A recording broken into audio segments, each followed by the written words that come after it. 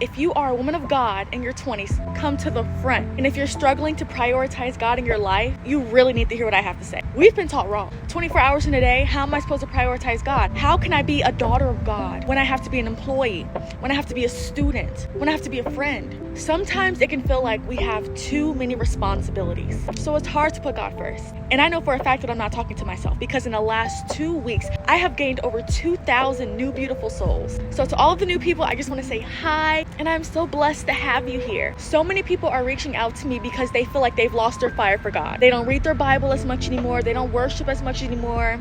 They don't really spend time with Him anymore, and they don't know why. One of the main things that cause spiritual dryness is busyness. That's the reason I made my Awakening the Soul guide in the first place. I have no shame. I'm not here to perform for y'all or to be perfect for y'all. I'm here to be vulnerable. I have definitely struggled with spiritual dryness before. And for me personally, busyness was one of the main things that attributed to it.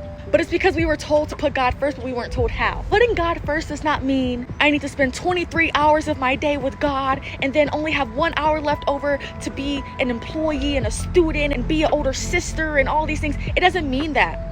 Prioritizing God first looks like no matter what is going on in your life, whether you have a lot of free time, whether you are really busy, whether you have a lot of responsibilities or not, God is still the center of your life.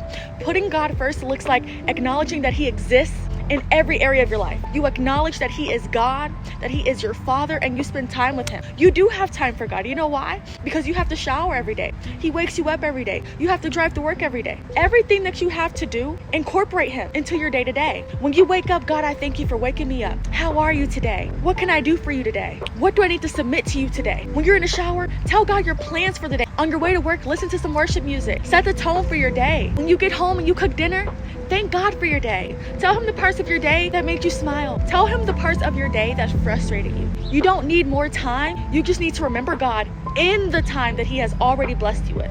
If you are truly experiencing spiritual dryness, you need to get my Awakening the Soul guide. I have helped countless of women in the last couple weeks. And let me tell you why my guide is good for you. You need to identify the reason why you lost that fire in the first place. I can give you some general advice, and it might seem to work for a while. But because you didn't get to the root of what caused you this spiritual dryness in the first place, you're going to fall right back into the same pattern. Please do not download my Awakening the Soul guide if you are not saved. If you have not received Christ as your Lord and Savior, meaning you know that you are not on your way to heaven, you need to download my Putting Faith Over Flesh guide. And it's going to guide you into salvation. How do you build community? How do you pray? How do you read the Bible? Can you lose your salvation? If you know that you have received Christ into your heart, you do not need my Putting Faith Over Flesh. Download my Awakening the Soul guide to get back on track today. Thank you for listening, beautiful souls.